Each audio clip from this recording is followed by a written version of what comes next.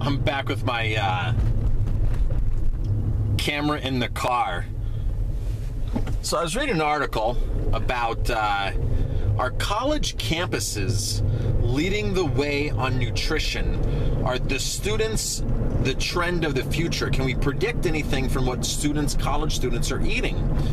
Now, it's really interesting because when you talk about health to older people, baby boomers and beyond, you know, it's always like, well, I've eaten that all my life and nothing's happened to me. And they really don't realize that food has changed in the last 10 years, 5 years, 15 years, 20 years. That food has drastically changed. The way food is produced, the output they get of animals, the way crops are designed now, engineered, the chemicals, the pesticides, all that. A lot of these old timers don't really understand that their food supply has changed drastically. They always say, well, I've eaten this all of my life. Wrong, you haven't eaten that all of your life. You might be eating milk, or drank milk all of your life, or had cheese all of your life, but you haven't had the cheese, the dairy, the meat of the modern maximum production farms that's out there. So it's really not true when you say, I've eaten this all my life and nothing's happened to me. Well, it's really interesting because colleges, you know, all these college students, these college food service, these cafeterias, the companies that are supplying our college kids now are really into nutrition. I read this article how they're into making real food, they're into real nutrition, they're into healthy foods, and they're into vegetarian foods. So if this is any hope for our future, these college kids hopefully are leading the way, because our college campuses dining has changed drastically in the last 5 years, 7 years, 10 years.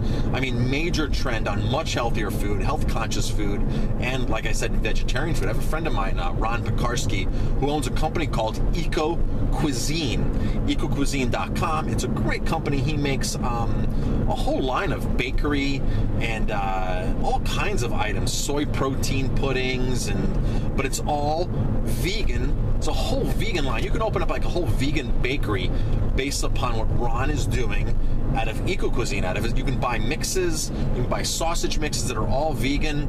It's a wonderful thing what Ron is doing. He's been around doing this since the 90s. I've known about Ron, met Ron in the late 90s, and Ron Pekarsky actually went to the Culinary Olympics, I believe in 92 and maybe even 88, and took all vegan food to the Culinary Olympics in Germany and actually got medals for it. Way before his time, Ron Pekarsky. Check out his books.